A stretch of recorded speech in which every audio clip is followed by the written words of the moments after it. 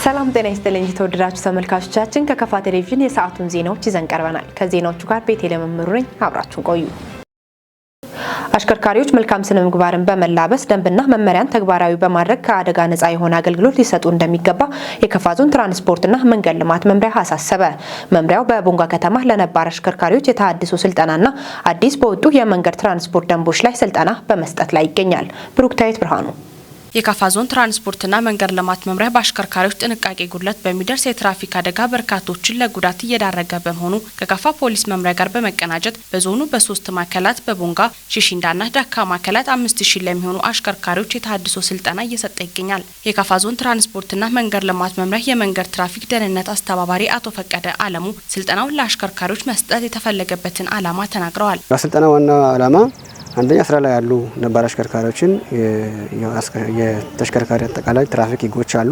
እነዚህ ህጎችን መሰረት አድርገው ያው ስራ ላይ ስልጠና ይሰጣሉ። በዛው ልክ አደጋ እንዳይደርስ አደጋውን አጠቃላይ በዛችን በዞናችን በ2016 17 የታዩ አደጋን ከመቀነስ አንጻር በስራ ላይ ያሉ የአሽከርካሪዎች ስልጠና ያስፈልጋቸዋል። ይሄ መነሻ አድርገን አመታዊ ተሃድሶ ስልጠና እየሰጠን ነው በሶስቱም ማዕከል ላይ።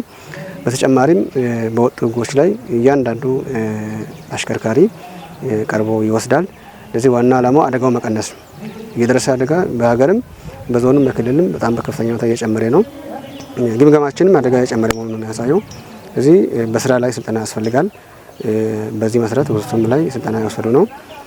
ዓላማው አደጋው መቀነስ ነው። ውድ የሆነ የአጠቃላይ የሀገሪቱ ሀብት አለ። የሰው ህይወት አለ፣ ውድ ነው። አካል ጉዳት፣ ቀላል አካል ጉዳት፣ ከባድ አካል ጉዳት በዞናችን በሀገራችንም በትራፊክ አደጋ መንስኤ እየተከሰተ ነው። ይሄ መቀነስ አለብን። ከዚህ አንጻር መላው ህዝብ በተለያዩ ምዕስ በትራፊክ አደጋ ከሚጎዳ ይሄን ከመቀነስ አንጻር ስልጠናው የሰጠን ነው። ደንቡም አጋዥ ነው ሆነው ለአደጋ ደንቡ ሰልጥነው የገባ አካል አደጋውም ጥንቃቄ ያደርጋል። ከዚህ አንጻር ነው ስልጠና የሰጠን ያለ ነው። በዘርፉ ያሉትን ማነቆች ለመቅረፍ የሁሉም ርብርብ የሚጠይቅ እንደሆነ ገልጸዋል። ከዚህ ውጪ ከዚህ ስልጠና በኋላ አደጋው መቀነስ ነው ዋናው። አደጋው መቀነስ ነው። አደጋውን ለመቀነስ በየደረጃ ያለው ትራፊክ ፖሊስ አለ፣ መንገድ ደህንነት አለ፣ መዋቅሩ አለ። እያንዳንዱ አካላት ሰልጥነውም ገብቷል። በተጨማሪ ዛሬ ለዋናው ስራ አካል አደጋውን ከመቀነስ ስራ ስልጠና የሰጠን ነው። ከዚህ በኋላ እስከ ታች ድረስ በስራ ላይ የሚታይ ነው የሚሆነው። በተደራጀ መልኩ ከዚህ በኋላ በተለይ ቁጥጥር ጋር ተያይዞ ያሉ ጉዳዮችን እናጠናክራለን። በፖሊስ በኩልም በመንገድ ትራንስፖርት በኩልም የሚታዩ አጠቃላይ ክፍተቶችን እያረምን ህዝባችን ከአደጋ እንታደጋለን የሚል አጠቃላይ መልእክት ነው አለኝ። ስልጠናው በሚኒስቴሮች ምክር ቤት ተሻሽሎ በወጣው የትራንስፖርት ትራፊክ መቆጣጠር ደንብ ቁጥር 557/2017 እና የሶስተኛ ወገን የካሳ መጠን ክፍያ አዋጅ ቁጥር 554/2016 ዙሪያ ግንዛቤ መሰጠቱ በቀጣይ ሊደርሱ የሚችሉ ጉዳቶችን የሚከላከል እንደሆነ ተገልጿል። በመድረኩ የመወያያ ሰነድ ያቀረቡት ኢንስፔክተር ዳዊት ደሳለኝ በበኩላቸው የትራንስፖርት ስርዓቱ ከአደጋ ስጋት የጸዳ የቁጥጥር ስራው ለተቆጣጣሪው የሚመችና አሽከርካሪዎች ደንብና መመሪያዎችን በአግባቡ በመረዳት በስነ ምግባር የታነጸ የህዝብ ስብናን በማክበር የተረጋጋ የትራንስፖርት አገልግሎት መስጠት እንደሚያስፈልግ ተናግረዋል። ስልጠናውን የተካፈሉ ሰልጣኞች በበኩላቸው ስልጠናው ለአሽከርካሪዎች መሰጠቱ ፋይዳ እንዳለው ገልጸዋል። ስልጠና ፋይዳው ከፍ ያለ ነው። በጣም ያው እንደምታወቀው አሽከርካሪዎች አብዛኛው ብዙ ባህሪ ያላቸው አሽከርካሪዎች አሉ። ሁሉም ተሽከርካሪ አንድ አይነት ባህሪ የለውም። ስለዚህ ስልጠናው መሰጠቱ ታድሶ ስልጠና ሰጡ አሁን አሽከርካሪ ማለት ከጀርባው የብዙ ሰው ህይወት ይዞ የሚንቀሳቀስ ነው። ለዚህ ብዙ ኃላፊነት አለው። ይህ ኃላፊነት ደግሞ በእንዲህ አይነት ታድሶ ስልጠናዎች መደገፍ አለበት። ምክንያቱም ከማሰልጠኛ ትምህርት ቤት ጀምሮ የሰለጠነውን ተግባራዊ ለማድረግ የታድሶ ስልጠና መኖሩ ወሳኝ ነው። ያው እንደምታውቀው እንግዲህ ሀገራችን ኢትዮጵያ ከዓለማችን ላይ ከአፍሪካ ዝቅተኛ መኪኖች ካሉባቸው ከሚባል ሀገር ተርታ አንዷ ናት። በአደጋ ደግሞ አንደኛ ናት። በአደጋ አንደኛ ስለሆነች አሽከርካሪው ይህን ጉዳይ አውቆ ከስልጠና ማዕከል የወሰደውን ስልጠና ወደ ህብረተሰቡ ሲገባና ወደ ስራው ሲገባ ይህን ነገር ተግባራዊ ማድረግ አለበት። ምክንያቱም ትልቅ ኃላፊነት ነውና ቅድም እንደነገርኩት ማለት ነው። ሌላ ምንድነው ትልቁ ችግር አሁን የአሽከርካሪ ባህሪ ነው። አሁን እንደተባለው አሽከርካሪ ባህሪ ነው። የምናገለግለው ህዝብን እስከሆነ ድረስ ለህዝቡ ታዛዥ መሆን አለብን። እንደገና ደግሞ የመንገድ ትራንስፖርት ህጎችን ጠብቀን ማሽከርከር አለበት።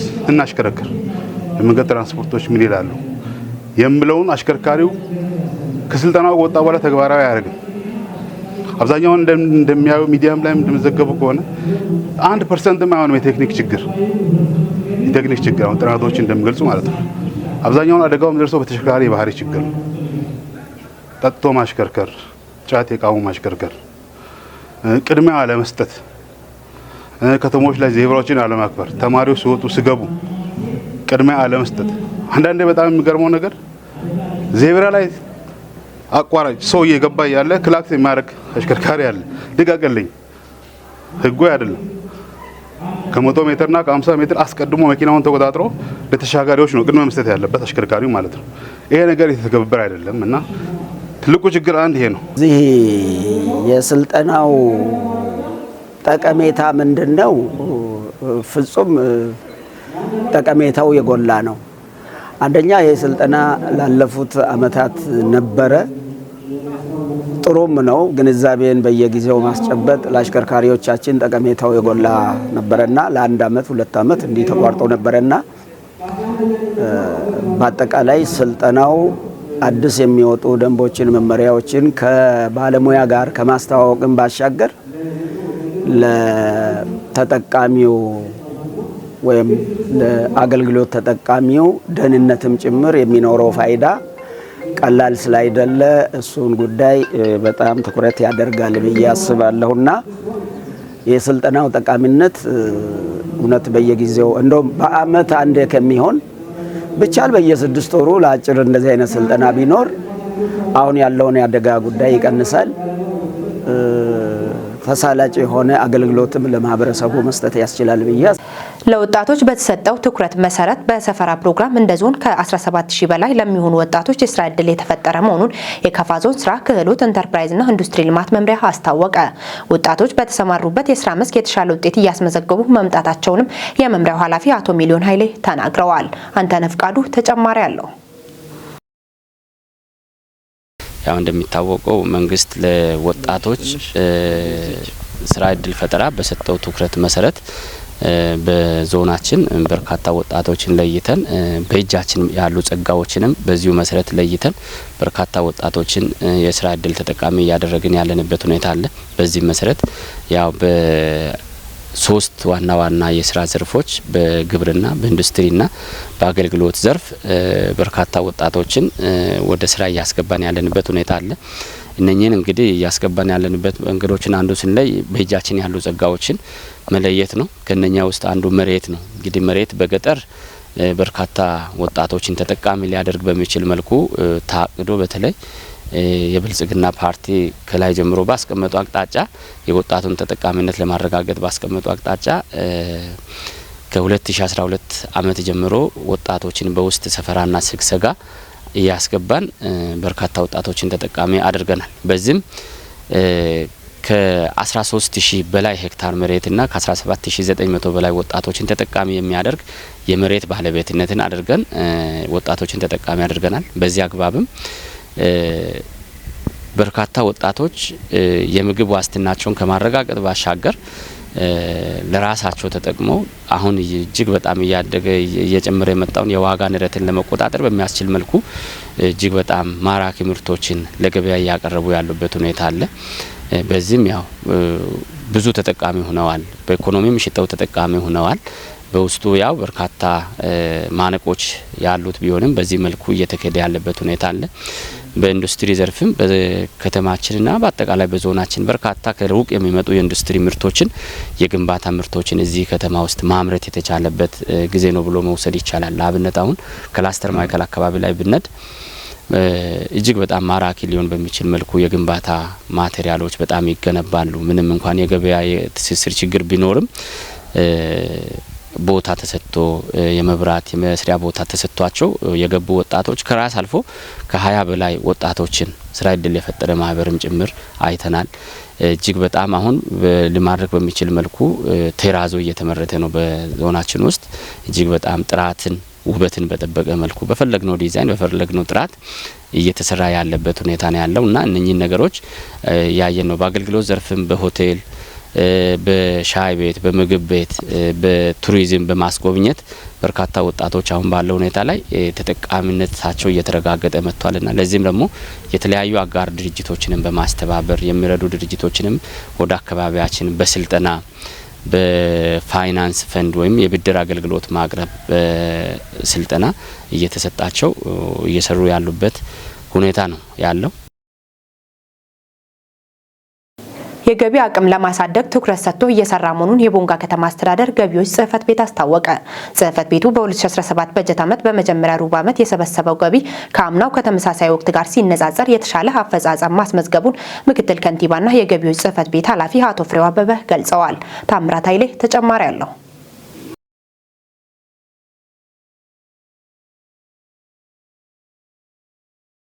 የጽህፈት ቤቱ ኃላፊ አቶ ፍሬው አበበ ውጤታማ ገቢን ለመሰብሰብ ትኩረት ሰጥቶ እየሰሩ መሆናቸውን ገልጸው በዚህም ከአምናው ጋር ሲነጻጸር ዘንድሮ የተሻለ አፈጻጸም እየታየ መምጣቱን ጠቁመዋል። በጀት ዓመት የነበረውን ከአለፈው በጀት ዓመት ጋር በማነጻጸር ገቢውን በደንብ መገምገም ስለሚቻል ማለት ነው።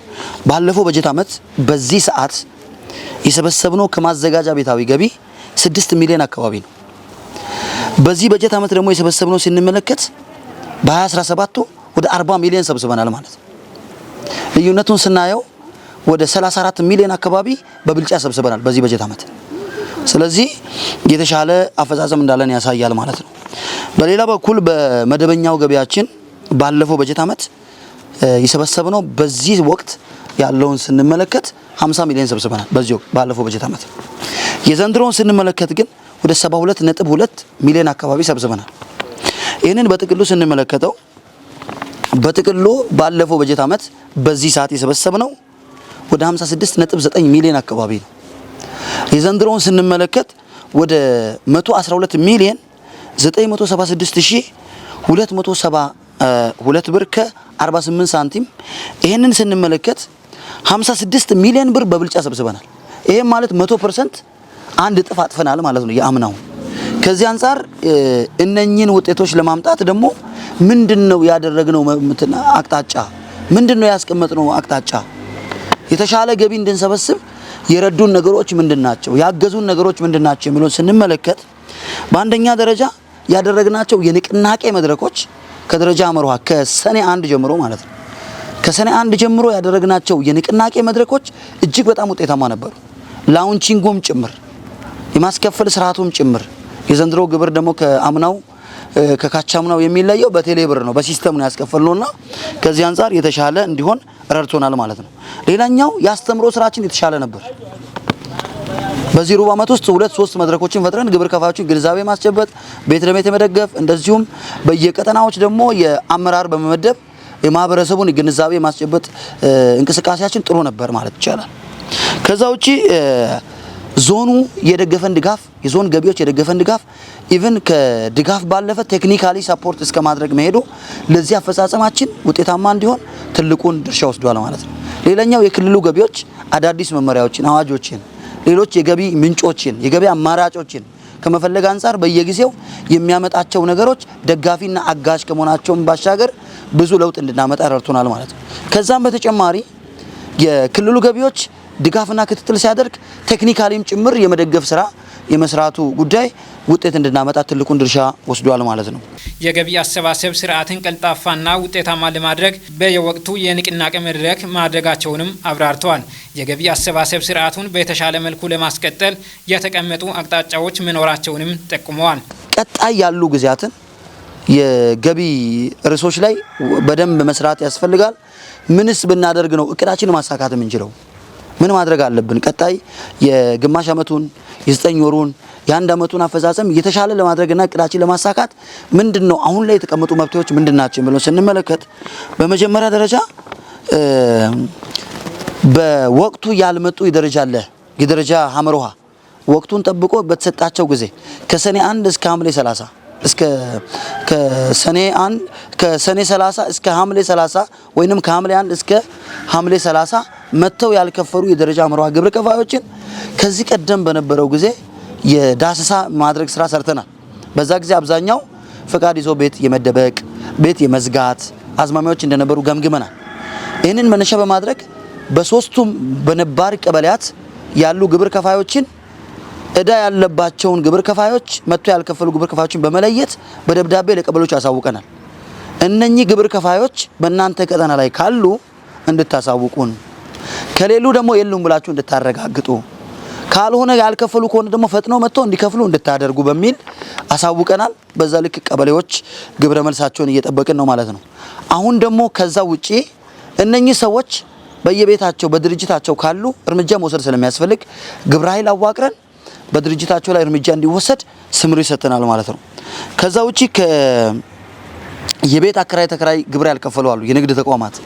እነዚህ ላይም ከዚህ ቀደም ዳሰሳ ማድረጋችን ይታወቃል በግብረ ኃይል። ነገር ግን የታለፈባቸው የተረሱ የተዘነጉ ካሉ እሱን የማሟጠጥ ስራ እንሰራለን። በዛ ውስጥም ባለፈው እርምጃ ስንወስድ ታሽገው ነገር ግን በገዛ ፍቃዳቸው ሕግን በመተላለፍ ሰብረው የገቡ ሰዎች አሉ፣ ገንጥለው የገቡ ሰዎች አሉ። እነኚህ ላይ አሁን የሚወጣው ግብረ ኃይል የዳሰሳ ጥናት ሲያገኝ ለሕግ እናቀርባለን ማለት ነው። እያስጠየቅን የሕግ በላይነትን እያስከበርን የምንሄድበት ሁኔታ ነው የሚኖረው። ከዛ ውጪ የደረጃ ለግብር ከፋዮች ወቅቱን ጠብቆ መጥቶ ግብር ያልከፈሉት ላይ ሲሪየስ እርምጃ እንወስዳለን። ወቅቱን ጠብቆ ወቅቱ አልፏል፣ እዛ ላይ እርምጃ የምንወስድ ይሆናል።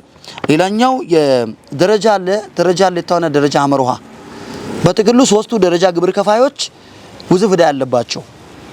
ደረጃ ለታው በኦዲት ግኝት ሆኖ የወጣ ውዝፍ ዕዳው መጥቶ ያልከፈለ ማራዘሚያ ያቋረጠ፣ ደረጃ ለ በኦዲት ውዝፍ ዕዳ ሆኖ የወጣ ማራዘሚያውን ያቋረጠ መጥቶ ያልጀመረ፣ ደረጃ አመርሃ ደግሞ መክፈል አቅቶት አንድ ጊዜ ሁለት ጊዜ እንዲከፍል እድል የሰጠናቸው ሰዎች መጥቶ ያልከፈሉት ላይ ሲሪየስሊ ግብረ ኃይሉ ከዛሬ ጀምሮ እርምጃ የሚወስድ ይሆናል ማለት ነው።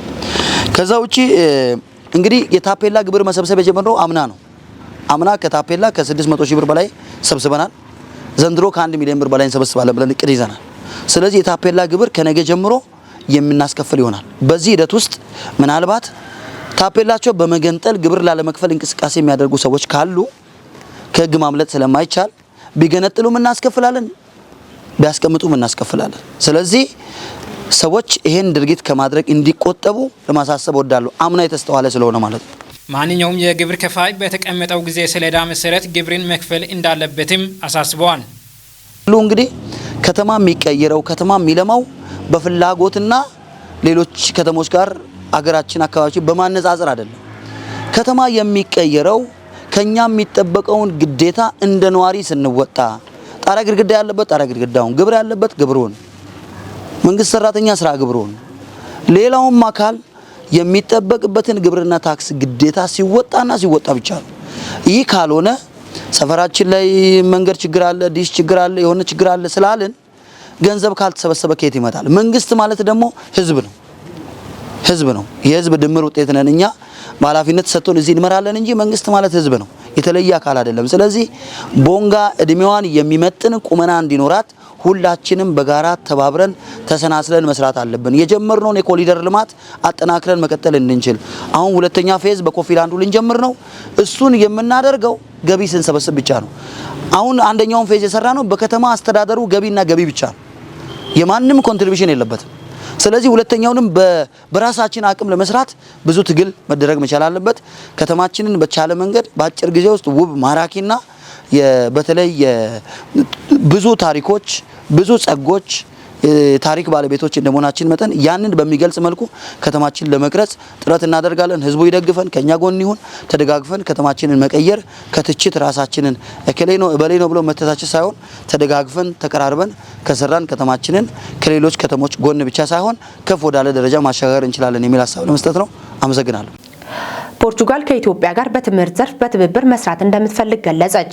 የትምህርት ሚኒስትር ፕሮፌሰር ብርሃኑ ነጋ ከፖርቹጋል የውጭ ጉዳይና የትብብር ሚኒስትር ኑኖ ሳምፓዮ ጋር ተወያይተዋል። ተጨማሪ አለን። በኢትዮጵያና በፖርቹጋል መካከል በትምህርት ዘርፍ ያለው ትብብር ወደ ላቀ ደረጃ ማሸጋገር በሚቻልበት ሁኔታ ላይ መክረዋል። በከፍተኛ ትምህርት ተቋማትና በሌሎች ዘርፎች የአካዳሚክ ትብብሮች በሚጠናከሩበትና አሁን ያለው ግንኙነት ሁኔታ ላይ መወያየታቸውም ተጠቁሟል። የትምህርት ሚኒስትር ፕሮፌሰር ብርሃኑ ነጋ ሚኒስትሩ የትምህርት ሙዚየም እያቋቋመ በመሆኑ ፖርቹጋል በኢትዮጵያ የትምህርት ታሪክ ውስጥ የነበራትን ተሳትፎና ታሪክ ልታኖር እንደሚገባ አንስተዋል። የፖርቹጋል የውጭ ጉዳይና የትብብር ሚኒስትር ኑኖ ሳምፓዮ በበኩላቸው ፖርቹጋል ከኢትዮጵያ ጋር በትምህርትና በሌሎች መስኮች ያላትን የትብብርና የወዳጅነት ግንኙነት አጠናክሮ የማስቀጠል ፍላጎት እንዳላት ገልጸዋል። በትምህርትና በባህል ዘርፍ ያለውን ወዳጅነትና የትብብር ግንኙነት በማስፋት ለኢትዮጵያ የሚሰጠውን ነጻ የትምህርት እድል የማሳደግ ፍላጎት እንዳላትም ተናግረዋል። በኢትዮጵያ የፖርቹጋል አምባሳደር ሉዊዛ ፋራጋሶ የፖርቹጋል ብሔራዊ ቀንን ምክንያት በማድረግ በያሬድ የሙዚቃ ትምህርት ቤት የባህል ትርኢት የማቅረብ ፍላጎት እንዳላቸው መግለጻቸውን የሚኒስተሩ መረጃ አመላክቷል ሲል ፋና ብሮድካስቲንግ ኮርፖሬት ዘግቧል። ክቡራን ተመልካቾቻችን ለሰዓቱ ያዘጋጀንላችሁ ዜናዎች እስካሁን የተከታተላችሁትን ይመስል ነበር። ዜናዎቹን የመራው ቤቴሌም መምሩ አብሬያችሁ ቆይታ አደረኩ። የስፖርት ዘገባዎች በባልደረባችን ብሩክታዊት ብርሃኑ የሚቀርብ ይሆናል። ሰላም ቆዩልን።